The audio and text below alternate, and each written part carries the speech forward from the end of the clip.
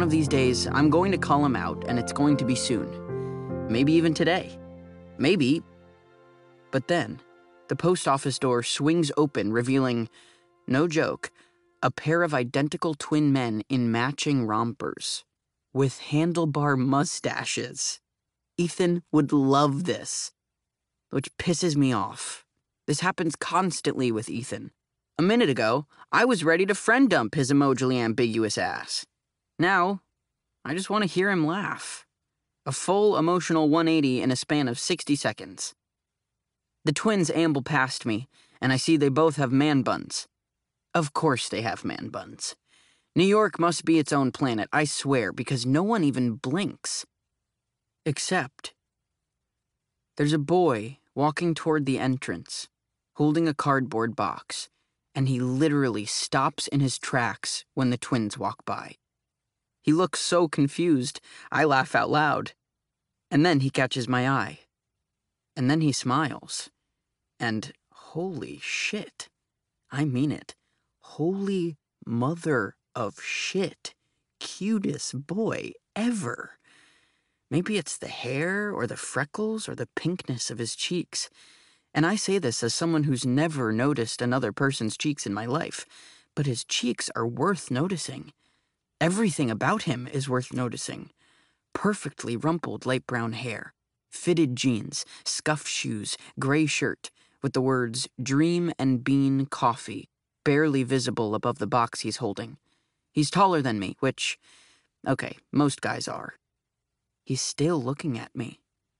But 20 points to Gryffindor because I managed to smile up at him. Do you think they parked their tandem bicycle at the mustache wax parlor?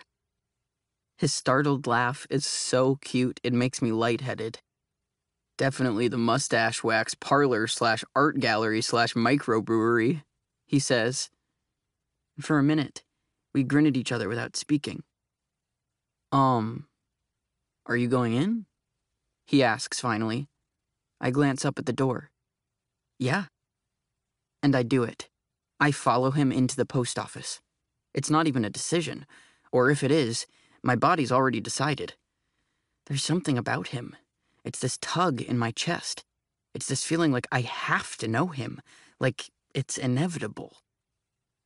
Okay, I'm about to admit something, and you're probably going to cringe. You're probably already cringing, but whatever, hear me out. I believe in love at first sight.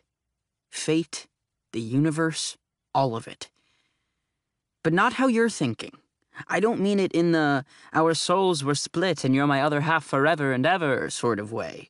I just think you're meant to meet some people. I think the universe nudges them into your path, even on random Monday afternoons in July, even at the post office. But let's be real, this is no normal post office. It's big enough to be a ballroom, with gleaming floors and rows of numbered P.O. boxes and actual sculptures, like a museum.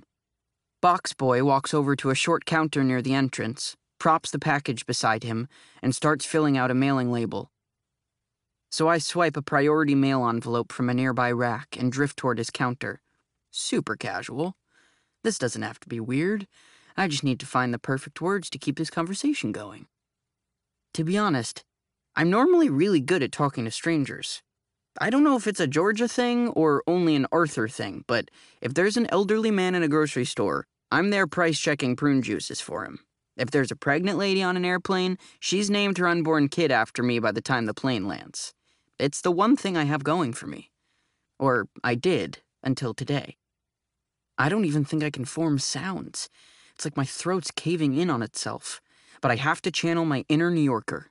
Cool and nonchalant. I shoot him a tentative grin. Deep breath. That's a big package. And shit!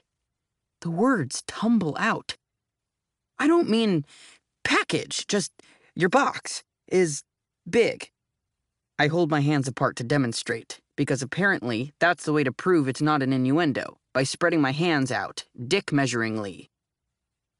Box boy furrows his brow. Sorry, I swear, I don't usually comment on the size of other guys' boxes. He meets my eyes and smiles, just a little. Nice tie. he says. I look down at it, blushing. Of course, I couldn't have worn a normal tie today. Nope, I'm wearing one from the Dad collection, navy blue printed with hundreds of tiny hot dogs. At least it's not a romper, I say. Good point.